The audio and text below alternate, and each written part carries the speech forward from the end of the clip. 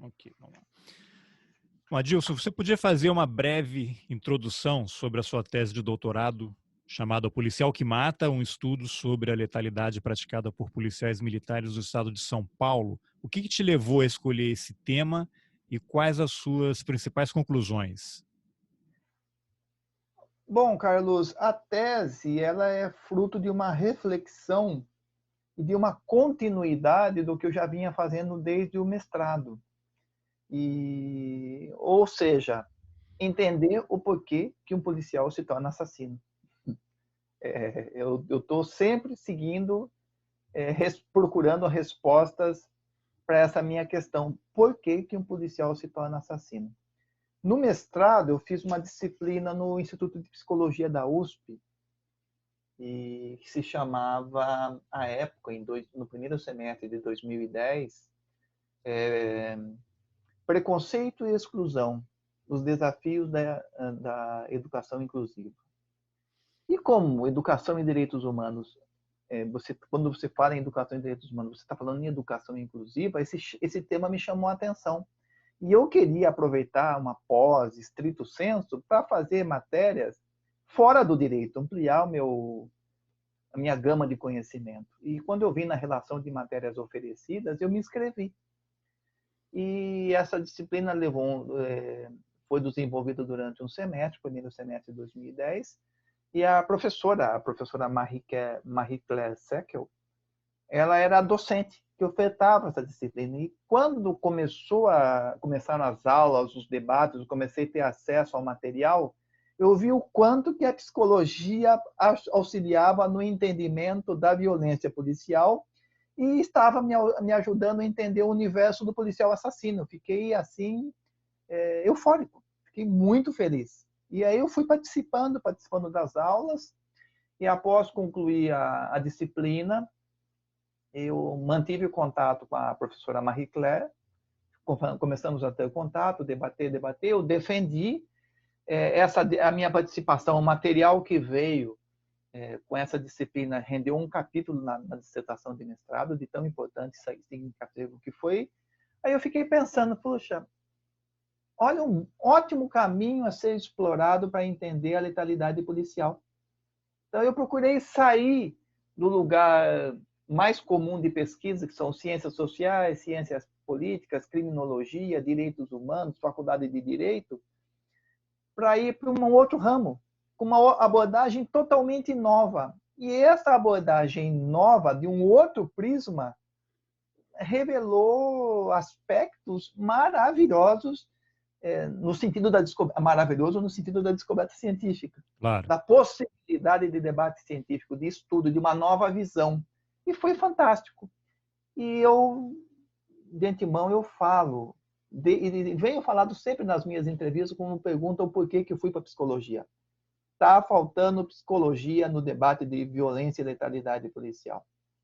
Porque é óbvio que é algo que atua no grupo policial e que atua sobre a psique do policial, que faz com que ele ceda aos valores que são negativos, mas são valores professados pelo grupo e se torne um assassino.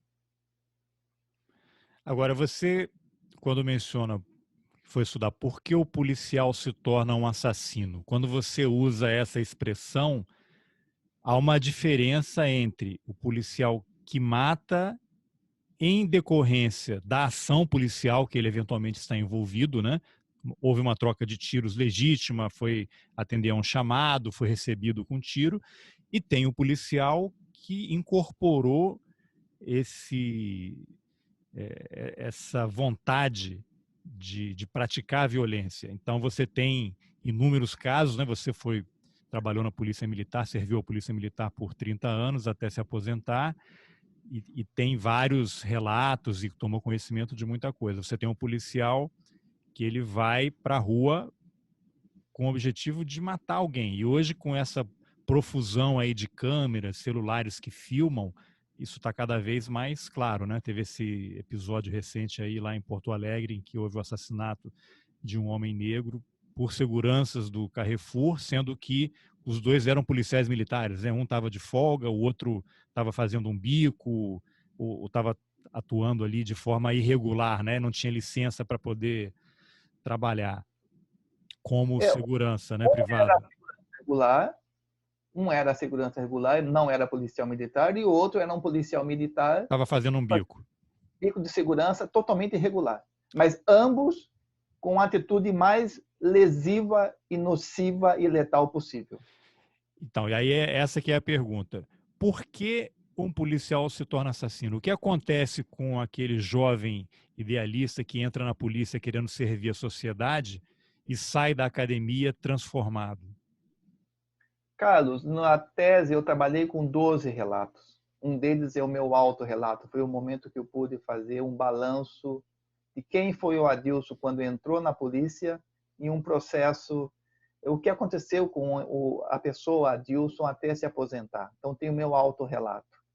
E tem 2 entrevistas que eu fiz com policiais, um deles um serial killer e outro que não matou ninguém.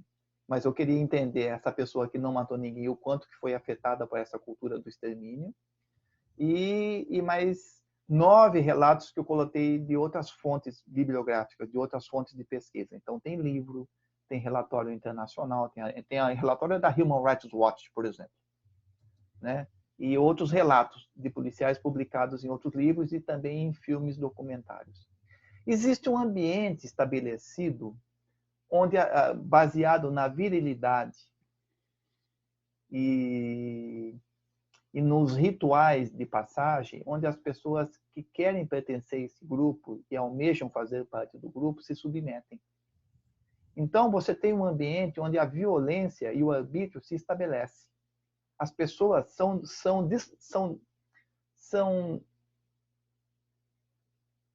desprovidas da sua condição de humano, de quando eram antes de entrar na polícia, e são submetidas a um processo de embrutecimento para Você forjar o até cara.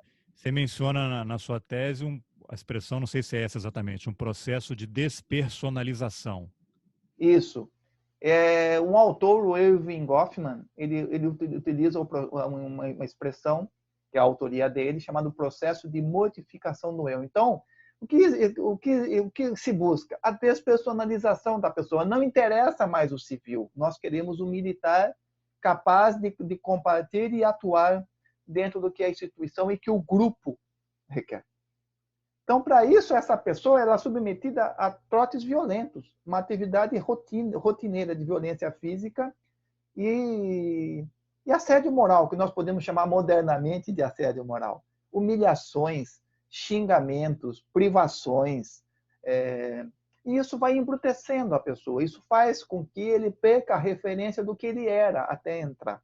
Para as pessoas terem uma referência, podem ter em mente, por exemplo, aquele treinamento daquele filme Tropa de Choque. Tropa de Elite? Tropa de Elite, desculpa. As pessoas podem ter Isso, como referência aquele treinamento Tropa de Elite, que eles são humilhados e forçados a tentar desistir. Isso, e com palavras de baixo calão, humilhando, porque é só lugar dos fortes. E em dado momento, ao servir a alimentação no Tropa de Elite, joga a comida no chão e as pessoas comem com a mão, com a boca no chão a comida. Um dos relatos que eu coletei aconteceu em Brasília, tem aí a referência, o ano, se não me engano, 2014, e os alunos foram obrigados a ingerir vômito dos colegas. Imagina isso, porque o militar tem que estar pronto para tudo. Então você vai negando o caráter humano em você mesmo. Existe uma estrutura para despersonificar, para desumanizar o sujeito. Ele perde a referência do que era antes, ele perde o referencial que podia conferir a ele uma identidade de ego. Há uma crise de identidade no ego. E o que vai acontecer? Aí ele vai sentir a necessidade de se apegar em alguém para ver para ver difundida em outro, e aí o seu ego já combalido, ele projeta isso em alguém, se apega a alguém para ver essa imagem difundida e gradualmente refletida. Ele vai se buscar apoiar em alguém, porque ele está numa posição de insegurança e de perda do processo de identidade. Quem sou eu? Porque eu tinha uma concepção estável do mundo, cada um dentro das suas particularidades, da sua singularidade, até entrar. Depois eu sou submetido a essa enxurrada de métodos pedagógicos nefastos, que eu chamo, desumanos, para forjar o guerreiro, o caráter do guerreiro forte, sem temor, sem medo, pronto para tudo. Há um choque, há uma cisão no ego. E isso causa uma crise de identidade. E aí a pessoa, e aí vai depender de pessoa a pessoa, o quanto que ele cedeu, o quanto que ele não cedeu, como eram os vínculos dele com as pessoas havidas, com o universo dele havido antes de entrar na polícia, ou não. Isso se aplica para as escolas de formação de vigilantes, se aplica para as Forças Armadas, né, que demandam um referencial violento, como se fosse isso autoridade, né, calcado na virilidade, na violência, na rudeza. Então, nós temos as pessoas que acabam cedendo a esses coletivos porque sentem a necessidade de serem incorporados pelo grupo e de serem aceitos. No caso dos cadetes para a Polícia Militar, qual é a faixa etária deles? Eu entrei com 17. Na minha época era comum, média 18, 19 anos. Eu entrei com 17. É uma idade também que facilita moldar esse tipo de comportamento, né? Sim, você está numa fase de inseguranças ainda, né? Por mais, para quem já passou por essa fase, Carlos, por mais que a gente se ache o Supremo, que sabemos de tudo, a gente sabe que é uma fase de inseguranças e de incertezas. Imagina uma carga dessa em cima da pessoa. Pode provocar de tudo. E tem pessoas que cedem aos coletivos, aos valores professados do grupo. Você menciona na tese, em algum momento, que não é raro você ter cadetes que estão muito ansiosos para começar logo o trabalho na rua, patrulhamento, com o desejo de matar a gente. Inclusive fazem apostas para ver quem é que vai ser a primeira pessoa a matar alguém. Como é que esse ambiente funciona? Nós temos o currículo, que já tem as suas falhas, que eu já debati durante o mestrado, porque ninguém sabe como esse currículo oficial é estabelecido, né? Então já tem essa falha. Mas nós temos um currículo oficial que não admite o extermínio. Mas nós temos o currículo extraoficial. Muita gente chama de currículo de corredor, currículo oculto.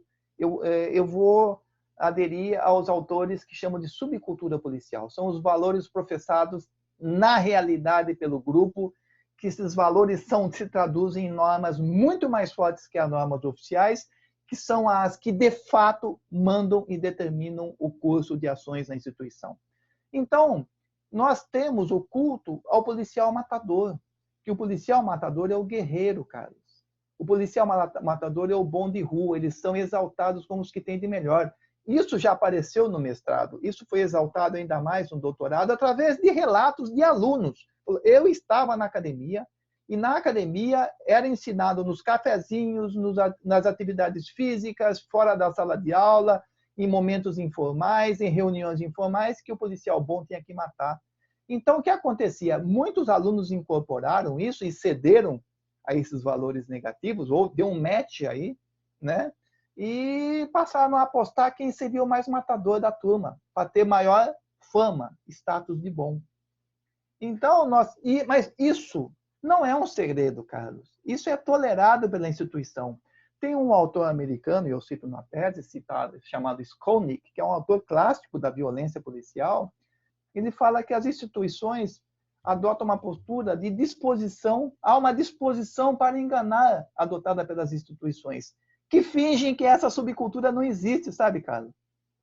E ao fingir que não existe, se omite e permite que essa subcultura prolifere e cada vez mais produza adeptos e ganhe força. A gente já tinha falado numa outra entrevista antes, mas eu queria voltar a esse tema porque é exatamente isso que está na sua tese. O policial sai da academia e começa a fazer rondas. Geralmente ele vai entrar em alguma equipe com gente mais experiente, né? Mas ele precisa passar por uma espécie de ritual, né? Os colegas precisam saber se ele será aceito, né? Se esse jovem policial está com eles ou contra eles. Sim. E você relata situações em que há uma ocorrência e esse jovem policial ele vai ter que matar alguém. Ele vai ter que executar uma pessoa, ou numa troca de tiros, ou numa simulação, alguém que já está Sim, detido em algum lugar, para os sim. colegas saberem se ele será aceito ou não. É isso mesmo que acontece? O É que você isso pode mesmo, relatar baseado em sobre isso? relatos de policiais que se tornaram assassinos. Desde o primeiro momento que ele entra, no estágio realizado no último ano, que eles fazem estágios operacionais no final de semana, eles já são avaliados. Mas o grupo policial de determinado lugar não sabe se essa pessoa irá trabalhar lá ou não. Quando ele é designado para trabalhar em determinada oportunidade, desde que ele chega, ele já é avaliado pelo grupo.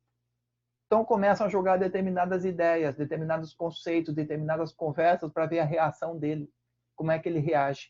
Se ele adere a essa cultura do bandido bom é bandido morto, se quando tem uma ocorrência com determinada, um chamado com determinada ocorrência grave, de um roubo ou algo assim, como é que ele vai para essa ocorrência, qual que é a vontade dele, qual que é a conversa que ele começa a ter com esses policiais, ele é estimulado, são jogadas iscas para tentar entender qual que é a dele, se ele vai aderir ou não. Até o momento em que se depara com uma situação, porque a pessoa está na rua, trabalhando, uma hora vai deparar. É questão de tempo. É uma questão de tempo. E a pessoa que vai dando mostras que quer seguir esse caminho, ele vai ficando ansioso. Ele quer, ele comenta com os outros. E o grupo vai estimulando até que chega um momento e fala, bom, agora é a sua vez, prove que é bom. E a pessoa é colocada como um rito de passagem matar alguém para ser aceito pelo grupo. E geralmente aceita. E aí faz parte do grupo. E esse matar alguém não necessariamente é uma situação de troca de tiro em Geral, que a morte de um dos dois não, lados poderia não, acontecer. não, não. É uma Geralmente é execução mesmo. uma execução sumária extrajudicial, é uma ocorrência fabricada. Aí é o teste. Quer dizer, tem a patrulha passando numa rua, viu pessoas suspeitas ali, esse cara aqui é vagabundo, ou está vendendo uma maconha, uma cocaína, bota no camburão, leva para um lugar e executa. Isso. E aí monta-se a ocorrência e vê qual que é a desenvoltura do candidato, digamos assim.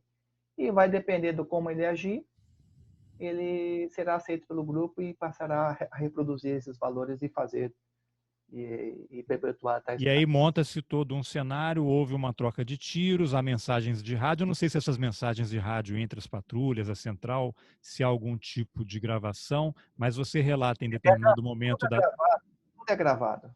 Você menciona. Não, não há chamada para ir para determinado lugar. Eles fazem isso por aparelho celular. Tá. Mas a gente chama, isso é chamada na cultura policial de circo. Eles montam um circo, um espetáculo. Aí, aí publica na rede uma perseguição, uma troca de tiros, um tempo, socorrendo, ponto-socorro, porque é Isso tudo por rádio. rádio, porque é tudo cronometrado. Isso poderá servir de prova em juízo que realmente foi uma ocorrência real. Era isso que Eles, eu ia perguntar. eles montam toda uma história cronometrada, utilizam os termos legais que existem nas normas de procedimento da Polícia Militar para dar uma roupagem de veracidade. Isso é abraçado e chancelado pela Polícia Civil, pelo Ministério Público e pelo Judiciário. E aí Ou seja, consome-se o fato. esse teatro de operações, vamos dizer assim, quer dizer, muitas vezes o cadáver já está no Sim, porta-malas e eles estão circulando pela cidade, fazendo um teatro e criando diálogos e sim, cronometrando tempo para justificar o cadáver que sim, já está no carro. sim, sim. E Agora, sempre com o lema de chegar morto no pronto-socorro. você inclusive menciona vários casos situações em que há realmente troca de tiros, em que são chamados para uma ocorrência, o policial que numa troca de tiros acaba não matando um criminoso e essa pessoa acaba sendo presa, ele internamente acaba sendo punido e repreendido pelos colegas e por superiores pelo fato de não ter executado. Tinha uma pessoa com um fuzil na mão e você deixa ele vivo? Ou houve Sim. uma troca de tiros, um policial foi atingido e você não matou a pessoa que atirou nele?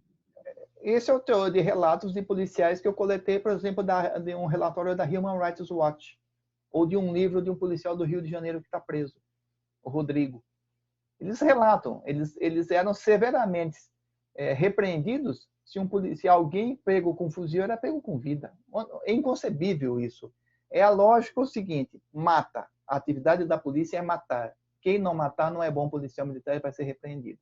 Quem matar vai ser reconhecido como um membro do grupo e como um bom policial. Eu não estou generalizando, estou falando uma questão de uma cultura existente. Agora, Agora, eu fico muita até gente não atordoado com esses relatos assim. Aí que tá, eu ia falar, muita gente não acredita, tão absurdo que é, muita gente não acredita, mas é verdade. E é curioso, porque toda vez que acontece uma situação absurda dessa, e aí você tem 3, 4 policiais que param um carro e agridem uma pessoa na rua, ou alguém é assassinado, eles foram filmados fazendo aquilo, não tem como negar o que aconteceu. E aí logo vem ou a corregedoria da polícia, ou o governador, ou o comandante da polícia militar, rechaçando, dizendo que aquilo não são as normas, não fazem parte da cultura da polícia e que tudo será devidamente apurado. A impressão que eu fico, e isso foi reforçado depois de ler a sua tese, é que isso é um discurso para fora, que provavelmente lá dentro o policial que praticou esses crimes foi homenageado pelos colegas, provavelmente pelo próprio superior, e essa fala é uma fala pro forma que tem que ser uma satisfação que a sociedade precisa ter, e tudo continua acontecendo como sempre foi. E esse policial que é filmado, pego, ele é descartado pela corporação, porque o problema não é cometer o crime, o problema é ele ser pego. Faz sentido isso? Faz, e ser pego da maneira como foi pego, porque, entre aspas, vou usar uma expressão popular, viu, Carlos? Queimou o filme da instituição, não pode ser assim. Trouxe problema. Foi descuidado, né? Como é que pode? Então, para você aprender, para você vai sofrer, não pela morte que você praticou, mas a maneira como você foi. Eu visitava policiais presos no presídio militar, eu perguntava para eles, por que você está aqui? Ah, porque eu, numa ocorrência, eu matei alguém. Falei, não. Você não está aqui porque você matou. Você está aqui porque, da maneira como você matou, você causou um embaraço para a instituição. Se você sair daqui sem essa consciência, você vai matar outra vez. Você está entendendo? Você tem que entender o quanto você foi manipulado. Veja bem, Carlos, quando eu falo isso, eu não estou isentando a responsabilidade do policial em si. Claro. Mas existe uma manipulação também. E depois essas pessoas são descartadas. O relatos de policiais desde o mestrado fala, até ontem eu era um herói, agora que eu estou preso eu sou um lixo. Eu fui abandonado. Onde é que estava aquele herói e as pessoas que me aplaudiam? Então, essa construção, essa narrativa existe desde quando eu fiz o mestrado. E provavelmente muitos acham que pisaram na bola realmente, né? Deu mal. Né? Então, o que eu quero dizer para você, eu vou repetir a frase do Skolnick. A instituição tem a disposição para enganar. Ela sabe que existe, ela sabe que sim, finge que não existe, está tudo bem. Quando pega, nós não compactuamos. É o discurso da maçã podre, das falhas individuais. Mas são falhas individuais, muitas vezes até mais de uma vez por dia, né, Carlos? Não tem como você sustentar falha individual com esse diapasão todo. E, Carlos, existe um ambiente estabelecido para a morte. A morte, ela é apregoada, a morte que eu falo, a eliminação das pessoas. Porque existe a divisão dos cidadãos de bem, que nós estamos vendo no Brasil com Bolsonaro, essa expressão ser sacramentada, sacralizada, petrificada. E existem os inimigos, que não merecem o mínimo de atenção, a mínima de atenção legal. É isso que existe no Brasil. E, guardadas as devidas diferenças de proporções, é o que aconteceu no Carrefour. Se a pessoa que talvez tivesse causado algum tipo de problema no Carrefour fosse um branco, o desfecho não seria aquele. No dia seguinte teve um episódio numa padaria em São Paulo que uma mulher branca agrediu várias pessoas e eu não sei se ela tem problemas psiquiátricos, foi o que ela alegou, né? Para poder ter aquele comportamento. Mas um negro não tem direito a ter problemas psiquiátricos. Carlos, né? Eu comentei isso com a minha esposa. Se fosse negro, ele já teria sido agredido. Não só contido, teria sido agredido. Porque era branca, né? Essa a questão. Para além da questão racial, que é estrutural no Brasil, existe a definição do inimigo.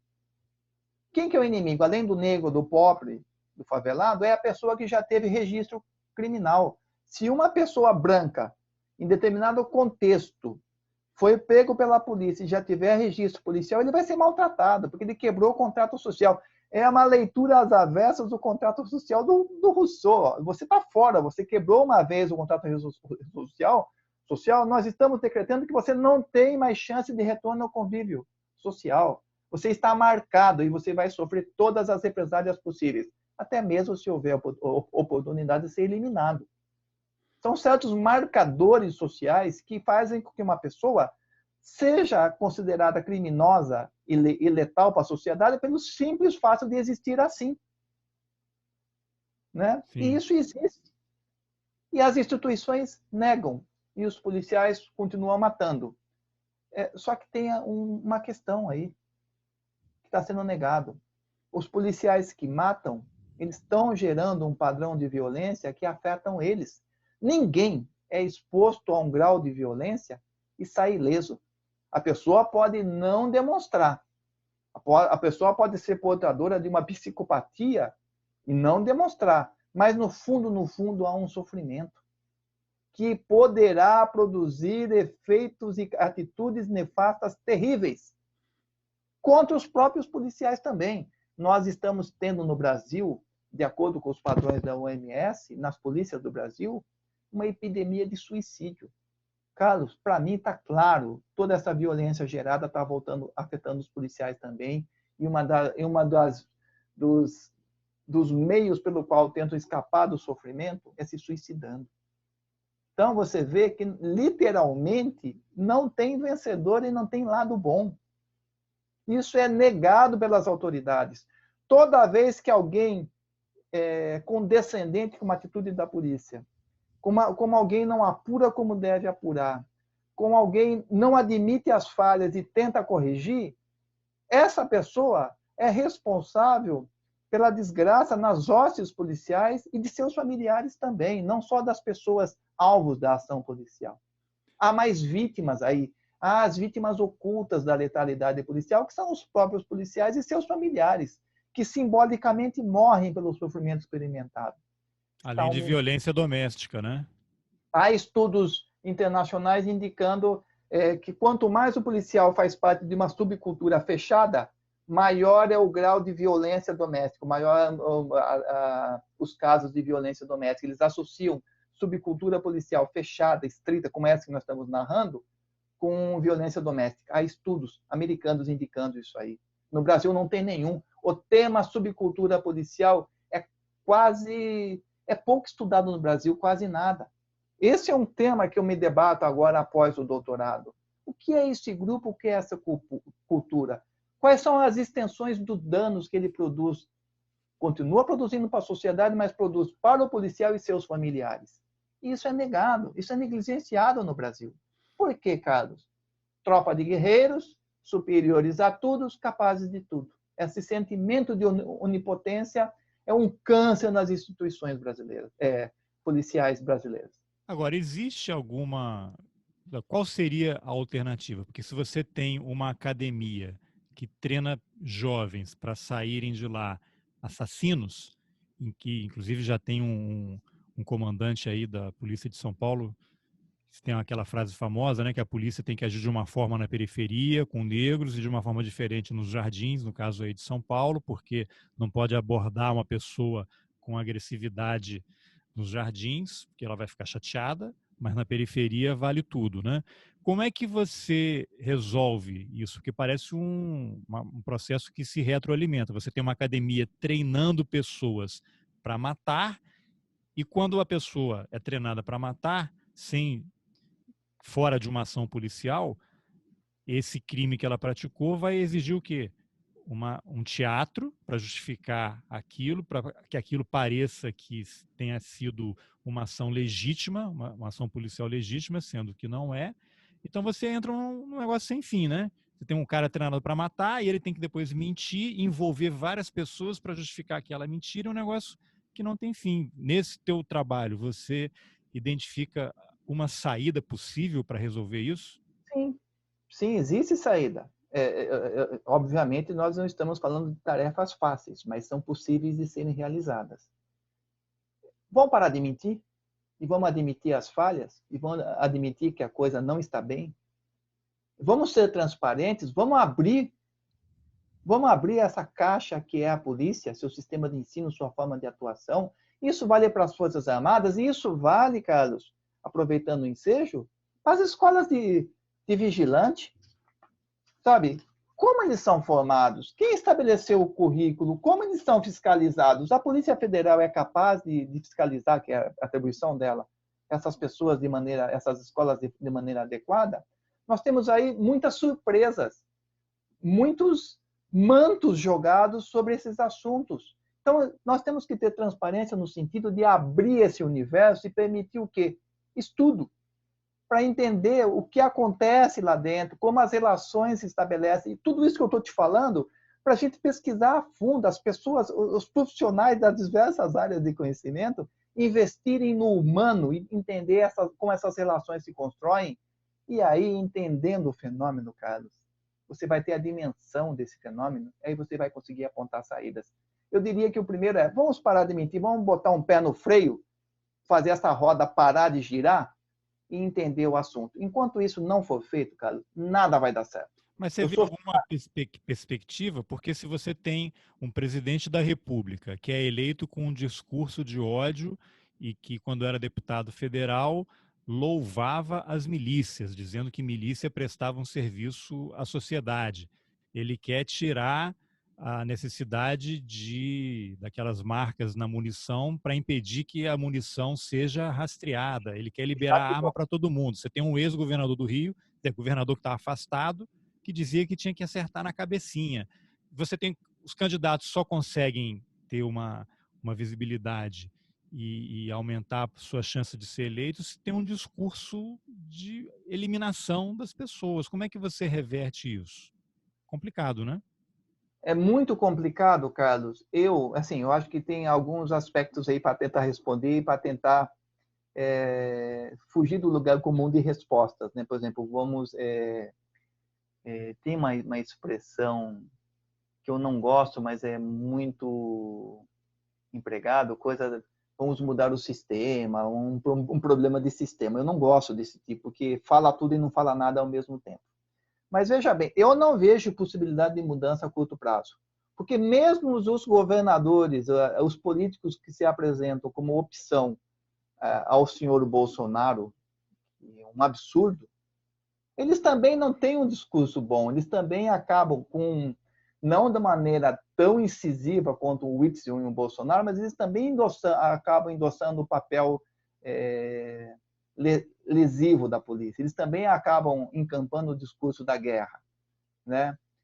Porque eles jogam com o desespero e o abandono da população, e quando a população está sob medo, o populismo graça, né? Foi assim com Hitler. Na popularidade dele, né? Ele soube explorar. Né? Líderes populistas exploram muito bem o medo, o sentimento de abandono da população, né? E nós temos que tomar cuidado. Não estou comparando ninguém aqui a Hitler, não é isso. Estou falando que os casos extremos que a história nos mostra.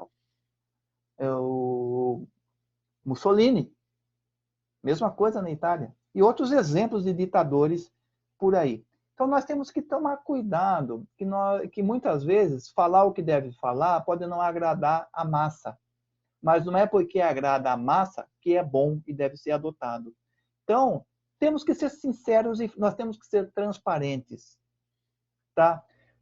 Uma maneira pragmática, de curto prazo, Carlos, expor para a sociedade e para os policiais o inferno que é a vida do policial, o adoecimento psíquico, o adoecimento dos seus familiares, a tristeza e a dor que existe no universo policial, a epidemia de suicídio que acomete as polícias militares no Brasil.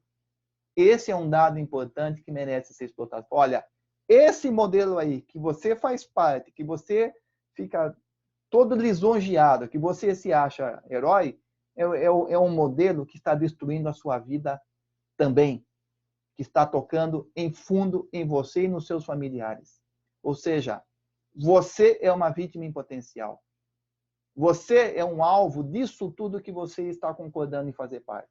Então, a grosso modo, eu vejo que seria esse caminho, que é o caminho que eu estou tentando seguir agora, que eu estou estudando subcultura policial e estou mergulhando nesse universo do suicídio policial militar. Agora, Adilson, você se colocou na tese, né, como um dos personagens e, inclusive, no início você menciona que se refere a si mesmo na terceira pessoa para facilitar a abordagem ali. E você falou rapidamente no começo da nossa conversa, mas eu queria que você detalhasse.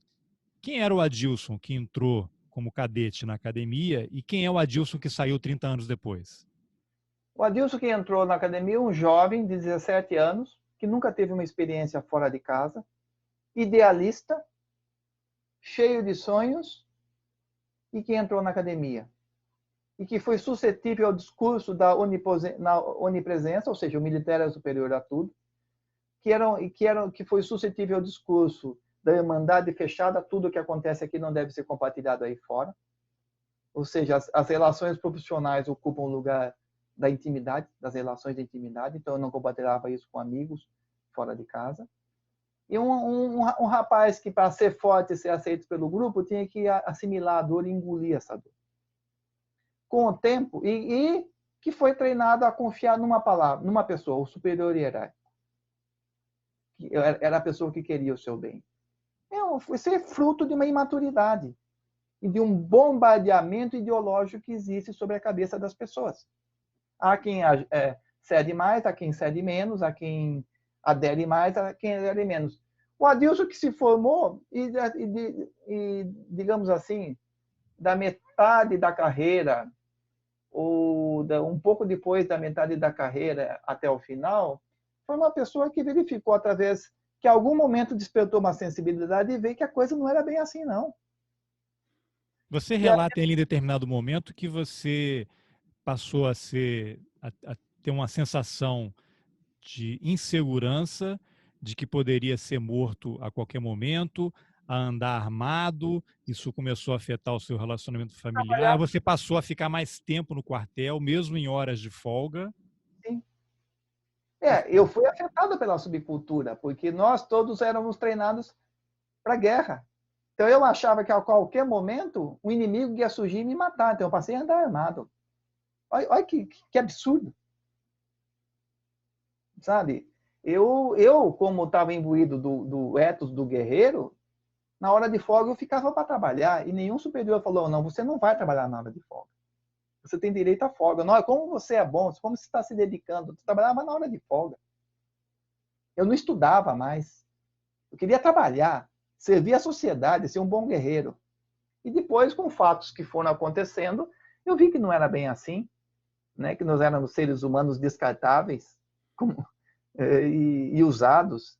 E aí meu senso crítico despertou. 30 anos de carreira, você deve ter visto de tudo, né, patrulhando ruas e comandando colegas também.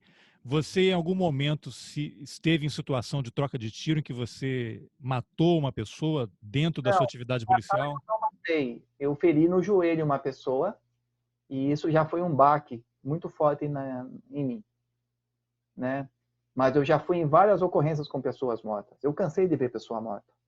Nos mais variados contextos. Presenciou colegas matando? Presenciou não, eu cheguei logo depois, quando tocava no rádio, né? Então eu ia em pronto-socorro e eu via corpos, né? Ou então em acidentes de trânsito, ou questões outras de... Não, eu digo em troca de tiro realmente, nisso que é objeto do seu estudo dos policiais que vão para matar. Eu fui várias vezes em apoio e cheguei logo após, digamos assim. Então, de alguma forma, você involuntariamente acabou fazendo parte desse teatro. Sim, sim. E como é que você se sentia? Eu me sentia mal. E não tinha a quem recorrer. Não tinha opção. Não tinha opção. Eu sei que houve algum momento da sua carreira, até pela sua trajetória, que obrigatoriamente você começa a se distanciar desses colegas que são adeptos dessa cultura. Você passou a estudar e esses colegas que são criminosos fardados, né? Acho que não tem outra maneira de designá-los, você provavelmente começou a ser visto como uma ameaça, né? Bom, esse cara aqui, ao longo do tempo, você percebeu que a sua presença causava algum desconforto? Você se sentiu ameaçado, em perigo? Não, de ser vítima de alguma emboscada? Não, não, não, não, não. Isso não. Até mesmo porque depois eu fui para unidades mais tranquilas, digamos assim, interior do estado e unidades administrativas. Eu fiz opção para ir para outras unidades. Sair da Então eu não rua, né? saí da rua. E até mesmo porque eu queria voltar a estudar e terminei a faculdade de Direito e aí depois, por conta de amigos e contatos que eu fiz, eu despertou interesse crítico pela pesquisa e fui fazer mestrado e depois doutorado. Mas assim, o Adilson não é nada nesse contexto. Assim como o João ou o Pedro, o que importa é a existência de uma estrutura, de uma subcultura que subverte corações e mentes, que afeta as pessoas e produz sofrimento. Eu, antes de aposentar, eu já estava fazendo terapia e faço até hoje. Obviamente não é só por questões policiais, mas é óbvio que essas questões policiais desse ambiente de violência influenciou e me trouxe sofrimento e dor. Trouxeram questões que precisavam e precisam ser tratadas dentro de um contexto de vida, né? Com um profissional adequado. Então, é um alerta que eu faço e quando eu converso com policiais assassinos, eu explico o porquê da minha pesquisa. Eles têm a sensibilidade de falar, eu concordo com o que você está falando. Mas tem muitos que falam, eu não consigo parar. É um vício. Bandido bom é bandido morto. E é mais do que isso, é um vício. Teve um que falou para mim, eu tinha que matar um toda semana. Isso no mestrado. Quer dizer, que loucura. Por isso que eu falo, Carlos, vamos abandonar a dicotomia bom e mal policial. Não é uma questão de bom e de mal. Nós temos aí sujeitos que entram na instituição, estão submetidos a uma pressão constante, uma subcultura, um processo de deformação da pessoa, de reprogramação, que está gerando sofrimento, e esse sofrimento, uma das válvulas de escape, pode ser a produção de mecanismos de defesa. A letalidade policial, ou seja, matar alguém, e o suicídio policial, ou seja, matar a si mesmo, pode ser expressões desse mecanismo de defesa. É muito mais grave do que ser bom ou mal e uma questão de impunidade, Carlos. É muito mais grave que isso. Se a instituição resolvesse, a partir de hoje, tolerância zero, vamos prender em flagrante todos que a gente contasse, chega a constatar que é execução sumária. Vamos prender. Mesmo assim, haveriam mais pessoas matando, porque o sistema que gera tudo isso não foi tocado. Ou seja, Carlos, o buraco é muito mais embaixo. Isso daí me leva a uma coisa interessante. Como é que esse sistema oficial de policiamento, né, ele se relaciona com a questão das milícias, porque a gente sabe que as milícias são formadas basicamente por policiais ou ex-policiais, né? Há todo um envolvimento nesse processo aí, com autoridades, políticos, empresários.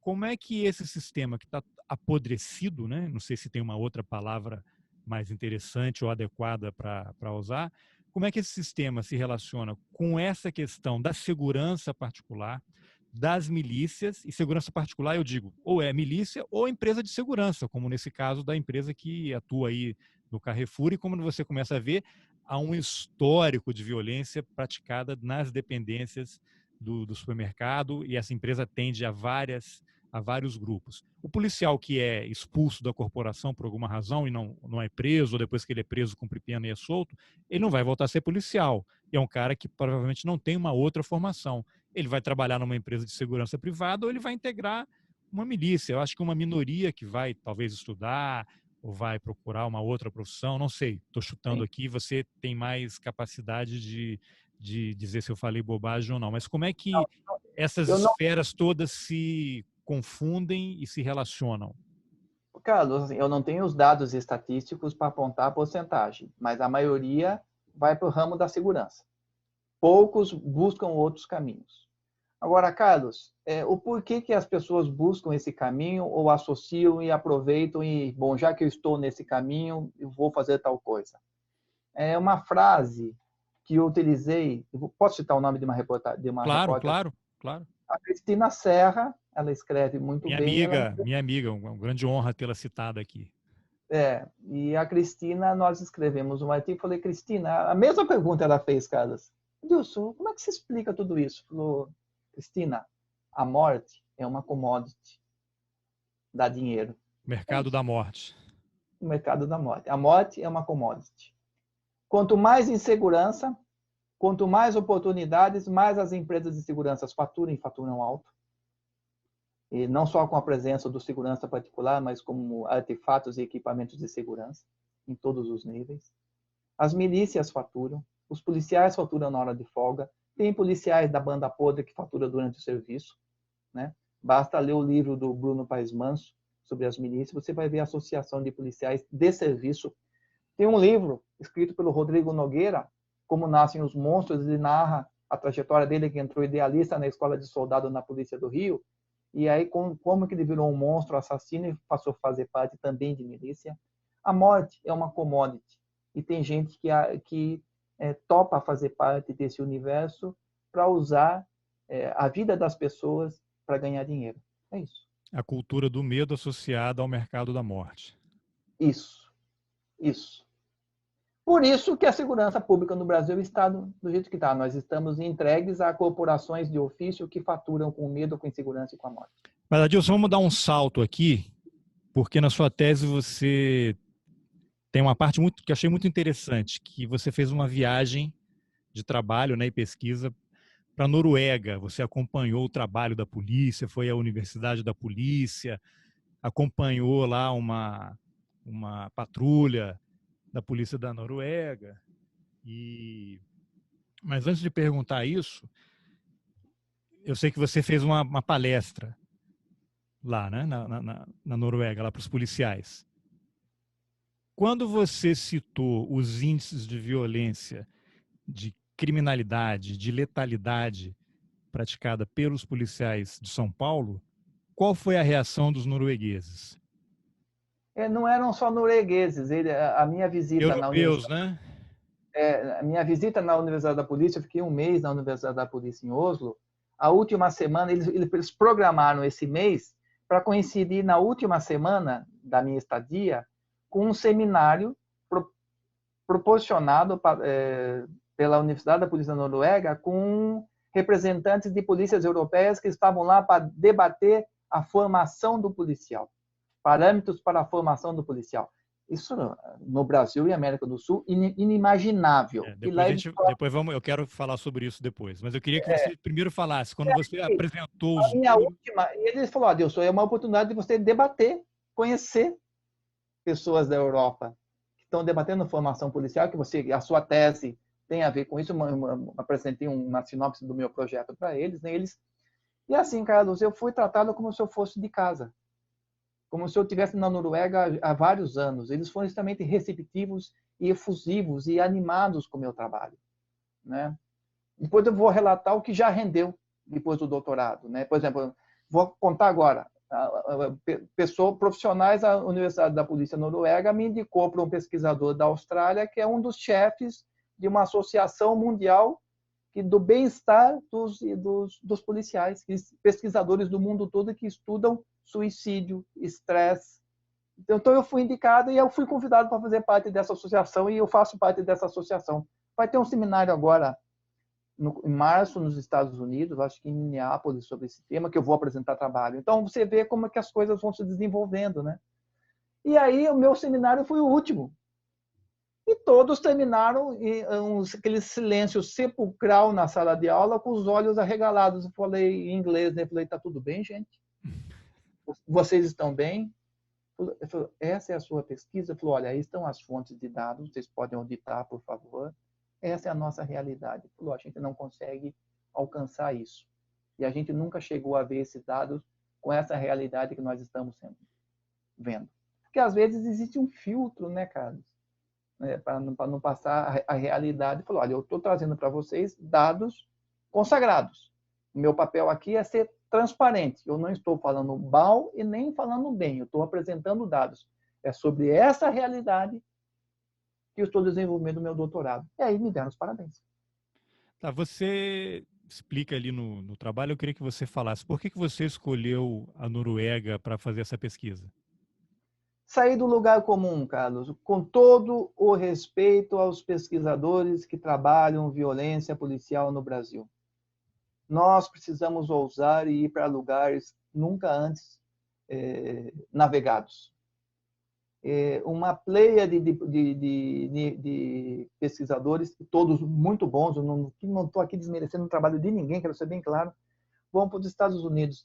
Mas na minha ótica, os Estados Unidos não é o melhor lugar de ir, porque eu tenho uma polícia igual ou pior que a brasileira. Veja o que está acontecendo. Sim. Eu queria ver o algo novo. E por que a Noruega me chamou a atenção? Não é de hoje que a Noruega é primeiro colocado no IDH da ONU. Então, se eu tenho, na verdade foram dois fatores. O primeiro, IDH. Se eu tenho um país que é considerado pela ONU o melhor lugar do mundo para se viver e não é de hoje, que policial é esse que é treinado para conviver com cidadãos com esse tamanho, grau de exigência de cidadania? Sim, porque índice de violência entra no IDH. Qualidade, educação, saúde, PIB per capita, coisa assim. Mas tem a saúde, ver, lógico, né? Tem a ver, lógico. Né? Se eu tenho cidadãos bem estabelecidos, bem conscientes dos seus direitos, eu tenho que ter um policial adequadamente formado para lidar com esses cidadãos. Porque senão esse policial seria um fator de desestabilização na sociedade e poderia até contribuir para a queda no IDH. Claro, exato. Então, por isso que eu fui lá. E um segundo aspecto. No dia 22 de julho de 2011, um cidadão norueguês, o Anders Breivik, membro de uma célula de extrema-direita na Noruega, praticou dois atentados terroristas nesse dia. Colocou bomba na garagem do prédio do primeiro-ministro, deixou lá programado, pegou o furgão e foi para uma ilha, a ilha de Utoya, mais ou menos 1 hora distante de Oslo. Eu passei em frente a essa ilha, eles me mostraram a ilha, eu não fui até ele, estava indo para uma cidade no final de semana que uma das funcionárias lá me levou conhecer para ver uma exposição do Van Gogh. Ele falou, aqui é a ilha de Utoya, vamos parar aqui, explicou o acontecido. E foi para essa ilha, ele estava fardado, uniformizado de policial, ele pegou um barco, foi até a ilha e matou mais...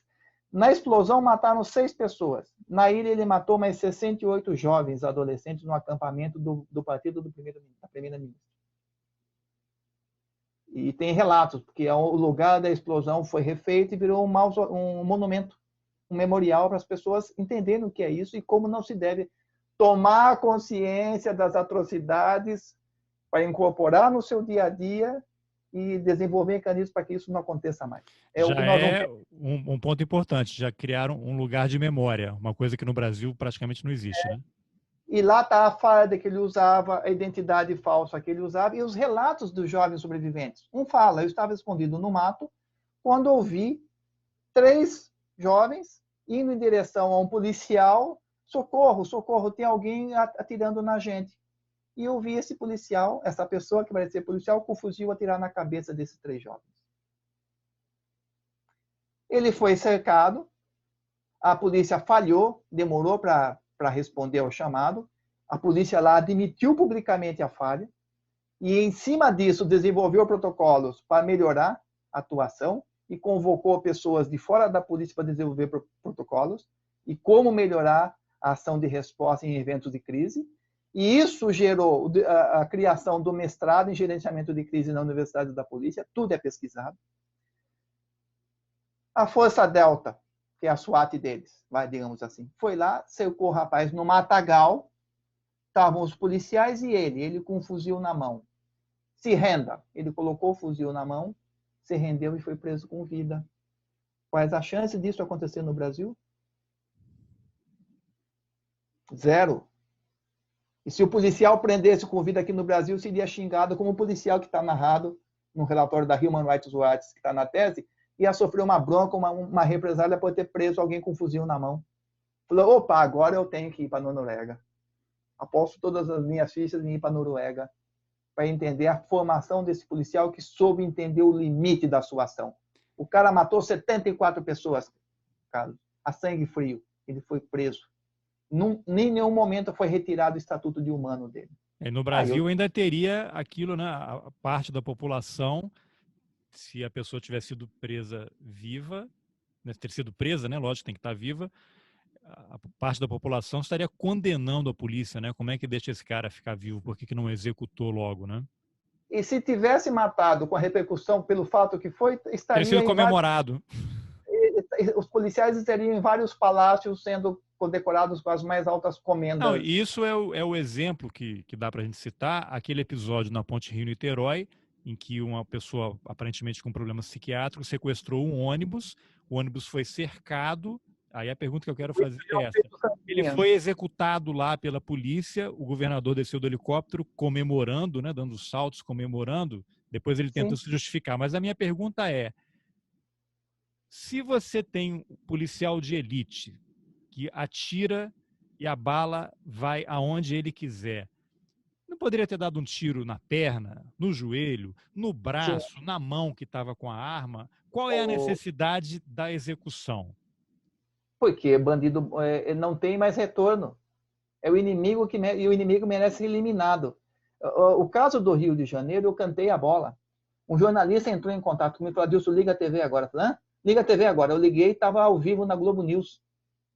Eu falei: não tinha chegado os snipers ainda, mas o ônibus estava cercado. Essa ocorrência vai ter desfecho letal. Falou: como? Essa ocorrência vai ter desfecho letal. Esse rapaz não vai sair vivo. Porque não é para sair. Esse é o código, não sai vivo. Aí o sniper atirou, o jovem sai do ônibus, ele não tinha nada nas mãos, ele não estava com uma granada, ou algo que parecesse uma granada, uma arma. Ele não estava com nada, ele estava com um vidro de alguma coisa e um isqueiro, sei lá, alguma coisa assim, sabe? Coisa que ele queria atacar fogo no ônibus. Carlos, ali, o sniper que acertou ele no órgão letal, podia ter acertado a mão. A perna dele era o suficiente para ele cair ao solo e ser rendido. É que a ação é letal, não tem retorno. Óbvio que poderia ter outro caminho.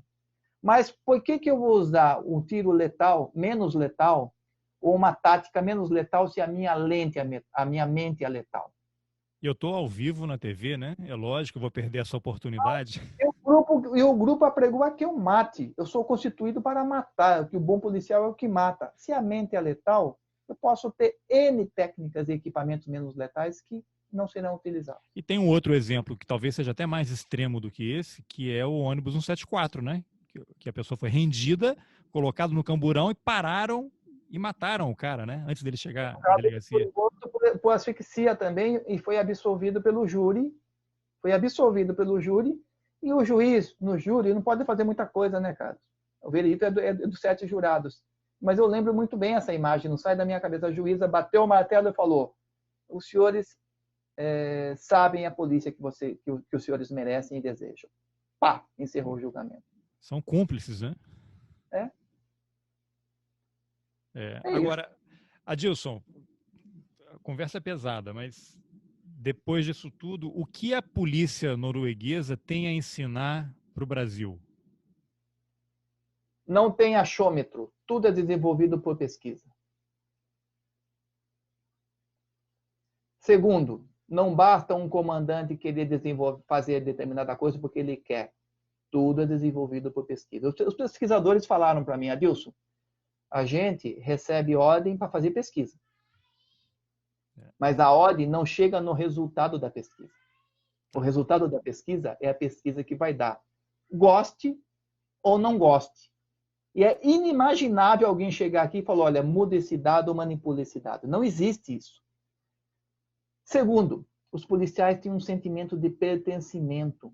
Não existe a possibilidade de alguém querer fazer alguma coisa por si só. O comandante não chega: eu quero e faço. Não, é estudo. E estava relatando, os pesquisadores falaram: a gente recebe determinação para fazer pesquisa. Mas a pesquisa, ela vai revelar o resultado. Não há possibilidade de manipulação de dados, sabe? Nunca isso aconteceu e não existe sequer a perspectiva de um dia isso vir a acontecer. Alguma pressão para manipular dado, para mexer em dado, de repente, para não mostrar determinada característica que não seja, entre aspas, boa para a polícia. O sentimento de pertencimento dos policiais. Eles falam da polícia com respeito e eles são respeitados como os tais, que eles falam: qualquer atitude lesiva da gente, fere todo um sistema de justiça, e nós fazemos parte desse sistema de justiça. Não tem espaço aqui para individualismo. A gente age de acordo com as leis, porque nós entendemos que assim nós protegemos a polícia, que nós fazemos parte, que nós orgulhamos, e nós fazemos parte do sistema de justiça, e é isso que deve prevalecer. Eu perguntava para ele, falou, me diga, por que o policial não matou o Anders Breivik na ilha? Falou, ele é um ser humano. A partir do momento que ele se rendeu e não oferecia risco para nenhum policial também, para que matar? Cessou a nossa atividade. Isso é o que a justiça, o sistema de justiça espera da gente. Se a gente agir de maneira diversa, nós estamos corrompendo o sistema de justiça e nós não fomos constituídos, a polícia não existe para isso. É um sentimento de valorização e de pertencimento digno de se ver, Carlos. Isso é possível, só que leva tempo, e por isso que eu volto a falar. Para isso, a polícia é transparente, admite as falhas, pede ajuda. Isso é uma outra percepção do papel da polícia, né? Na sua tese você até menciona um policial, não sei se ele estava preso no momento, em que ele ia para a rua e ele era o promotor, o juiz e o carrasco. O relato que eu trouxe na tese que eu usei pela primeira vez no mestrado. Ele falava, eu não acredito no sistema. Na Noruega eles acreditam no sistema. Eu não acredito no sistema. Chega, eu vou ser o delegado, o promotor, o juiz, o advogado, vou sentenciar e matar em 5 minutos. Tem um até que cita, né, que eles prendem, levam lá para a delegacia, aí o cara paga uma propina, a polícia civil solta, o cara volta para a rua. Ele, então eu vou resolver logo aqui. Não, é o mesmo que falou isso. É o mesmo. É isso. O Steve, o policial Steve, o codinome Steve. Lá no mestrado que eu utilizei novamente o relato dele na tese. Agora, o tema é super amplo, complexo e tem a ver também com a sociedade brasileira, como é que o brasileiro é, a formação do país. Você diria, numa escala de 0 a 10, qual é a chance, não de resolver, que isso está longe, mas disso começar a ser discutido de uma forma mais adequada? Lógico que o seu trabalho é um tijolo aí, né, na construção desse modelo mais interessante, mais eficiente, mas qual é a percepção que você tem quando você apresenta o seu trabalho? Você é atacado, você sofre ameaça, ouve aquelas coisas assim, é bandido bom, você gosta de bandido, leva bandido para casa, né? Direitos humanos para humanos direitos, tem sempre essa coisa horrível, né, que as pessoas falam quando não concordam que é necessário mudar, porque o que está aí não funciona. Carlos, a sua pergunta me faz caminhar por várias respostas, por vários subitens. Primeiro, perspectiva de mudança na sociedade, 0. Já estou um pouco mais otimista. Você fez essa mesma pergunta para mim quando falou do livro, eu falei menos 10 ou menos 50. Negativo, então, mas é 0. Que o que nós estamos assistindo aí é um show de horror dos horrores. Né? Mas não é por isso que a gente não vai parar. Nós vamos continuar na caminhada de que é possível, sim, uma nova perspectiva de segurança pública. No meio acadêmico, eu sinto, é a primeira vez que eu vou falar isso, viu, Carlos? Eu sinto que eu estou sendo colocado numa geladeira em determinados aspectos. Não no meio acadêmico, não no meio acadêmico, no meio das organizações que estudam violência. Por quê? Eu mostro o fato nu e cru, que parece que são fatos absurdos. Para mim, passa a impressão que eles não acreditam na veracidade dos meus dados. Eles acham que pode ser... Ninguém verbalizou isso comigo. Mas eu tentei contato com organizações que estudam a questão da violência, eu não tive resposta. Ou a resposta, quando tiver um tempo eu te procuro. E nunca procurou. Então eu senti que eu sou evitado em determinados meios. Não sei, uma das leituras que eu faço é que talvez a realidade é tão dura, nua, crua, que de repente existe aquele mecanismo psicológico de uma certa negação e não acreditar na fidelidade do meu trabalho. No meio acadêmico, eu tenho recebido elogios por ter dado mais um passo nesse universo da letalidade policial e com a crueza e a realidade dos fatos. Que quer queira, quer não, as pessoas podem concordar ou não concordar com determinado trabalho científico. Mas esse trabalho é bem embasado cientificamente. Existe todo um rigor. Ele foi desenvolvido sob os mais rigorosos padrões da produção científica. Uma USP não faz isso à toa. O meu trabalho ele foi aprovado, avaliado e aprovado pelo Comitê de Ética. Então, existe um rigor acadêmico e científico. E os elogios são os maiores possíveis, Carlos. E isso que eu acho extremamente alvissareiro. Mas eu sinto que o meu trabalho ele é mais receptível fora do Brasil. Eu te contei desses pesquisadores que ingressam, uma rede de pesquisadores que trabalham na questão do bem-estar dos funcionários encarregados da aplicação da lei, né, dos law enforcement, né, que não são só policiais, né? Eu sinto uma receptividade, um entusiasmo mais do lado de fora do que dentro. Mas tudo bem, sigamos em frente. Eu estou à disposição para debater. A obra da gente, um doutorado, um mestrado, um livro que a gente escreve, a gente encerra uma etapa, mas não finaliza a obra, então existe sempre a possibilidade de estar sempre aberto para rever conceitos e rever escritos, posições assumidas. A sociedade é dinâmica, a vida é dinâmica, né, Carlos? Então, nós temos que estar abertos às possibilidades, a toda a crítica e a possibilidade de mudança. Agora, tem aqueles obtusos, traidor, você inventou esses policiais, eles não existem, você criou para forjar uma realidade. Mas isso já é esperado também, Carlos, e eu, sinceramente, eu ignoro. Eu tenho dó dessas pessoas. Muito bem, Adilson. Tem algum outro aspecto aí que a gente não tenha falado que você acha importante destacar? Não, acho que foi tudo falado. Foi a entrevista mais pesada que nós fizemos. Teve até um lado pessoal, né? Pela temática, né? Claro. Fantástico. Bom. Fantástico. Então, Adilson, obrigado pela entrevista. Carlos, a gratidão é toda minha. Eu estou à disposição.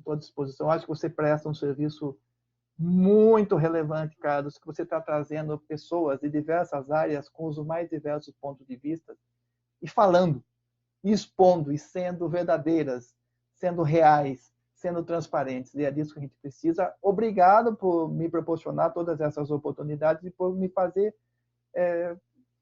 ser parte desse time. Obrigado, viu, Carlos?